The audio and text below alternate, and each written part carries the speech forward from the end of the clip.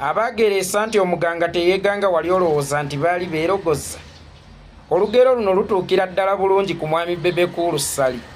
Mwami Bebekulu Ssali ng'akoze omulimu omunene mu King Saha okumujja ku biragalalagala. Buli lwabeera ku interview oba buli lwafuna omukisa ogutunuzibwamu kamera, bannange King Saha agenda kutugendako. Omwana yagaana okuva ku biragalalagala. Nze mbeera neekoza bwe sikkiriza nti King Saha alina ekitone. King Saha alina ekitone era bye bamu ku bavokalisiti abalungi be tulina mu Uganda. Naye ekitone ky'enjaga egenda kizikirizaako ettaka.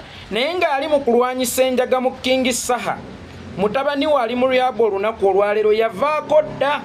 Tali mu ryabu nti yabuuka eddogo ly'abalogo mu masaŋŋanzira. Teyagwa kabenje nti omusaayi gwamuyiika mu bwongo n'agwa eddalu. Naye ng'ekyamusuula eddalu oba ekyamuggyako kukozesa biragalalagala ate kitaawe byalwanyisa mu baana b'abalala. Ne weebuuza anaaba muntu wa ngeri ki onajjanjaba abaana b'abalala nga n'omwana owuwe ali mu nnyumba ataawa ekirwadde kye kimu ate kyali mu kujjanjaba abaana b'abalala. Osinziire ekiwaatule olwanyise ebiragalalagala ebinyookera ennakawuka. Kyokka nga ne mu geeti ewuwa ekiwaatule waliwo ebiragalalagala ebinyookerawo. Lunaaba lupiira lwa ngeri ki olwo olugenda okunaanuuka lutuuka ennakawuka okuva ekiwaatule luzikirize omuliro gw'ebiragalalagala ebiriyo. Naye ng'ate ne mu geeti mwe lusinziira mulimu ebiragalalagala ebinyookeramu, ng'era mu geeti omwo osobola n'okukozesa ekikopo kya ttampeko okuzikiriza ebiragalalagala ebyo. Wano nno we mbagambira bannange, bw'oba olina obudde weesonyiwe ba motivational speaker. Motivational speaker bw'ajja okwogera aba tayamba ggwe, aba atunda linnya lye. Motivational speaker ye muntu agamba nti si kirungi kusooka kuzimba nnyumba ya kusulamu nga tonnakola business, kubanga bw'okola business esobola okukuzimbira ennyumba ey'okusulamu. Naye erabira nti ffe bamufuna mpola tukolerera kulya na kwebaka. Era singa ofuna ekimu ku byo nga toguze kigule, kibeera kya kwesiima, kubanga n'obusente oyinza okubuteeka mu bizinensi nga era sitiyo ne bufiiramu era ne weesanga okyasasula woosula ate nga toyina bizinensi egenda kusasula woosula. Kati ne motivational speaker w'ekiwaatule bw'ayogera ku by'enjaga, buli muntu agamba bannange omusajja ono alina omwoyo gw'obwataata.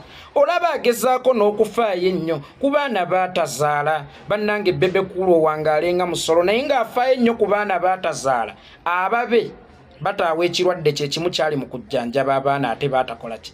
Baatazaala. Anaaba taata waawa agulira abaana ba muliraano akawunga ng'ababe bali ku kyalo bagoma bawalampa bife ne kunoonya kyakulya. Muntu y'omu yagambye agenda kusaanyawo bizinensi ya Mpomba African Restaurant era yeesomye nnyo ennaku zino okugisaanyaawo agenda kugisuula nga ye bw'agamba. Naye agamba okusuula bizinensi ya Mpomba African Restaurant ate omwana we ye yaguddemu eddalu. Awo tetwetaaga waaleluuya. Tolaba amaanyi ga Mukama nti ebiseera ebisinga mu Bayibuli egamba nti teri ddogo eri Isirayiri. Buli lwogezaako okuteeka eddogo kuli Isirayiri, ku nsi ya Isirayiri, ate weekanga mwana wattu liddidde ggwe. Kati Bebekulu buli lwateekamu amaanyi okusuula abantu abalala ate byagezaako okubasuula bidda mu maka ge. Oyagala kusuula Mpomba African Restaurant, Mukama n'akkuba omuggo omwana wo n'agwa eddalu. Oyagala kwefuula abuulirira King Saha ave ku njaga ate omwana wo n'agwa eddalu lwa kintu kye kimu. Singa omwana wa Bebekulu yali yagwa eddalu before, twaligambye nti Bebekulu ayogeza experience, tayagala kyatuuka ku mwana we kituuke ku muntu mulala yenna. Naye wakati ng'abuulirira King Saha va ku njaga ne bisiriikiriramu, ate mutabani we ne tuwulira nti yagudde eddalu lwa kintu kye kimu kyabadde avunaana King Saha.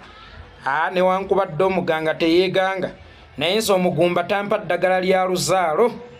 Namwandu tasobola kumpa ddagala lya kuwangaala kubanga olwedde aliko tayito y'obwannamwandu. Gwe bbaawo yaffe aki wali toyagala awangaale.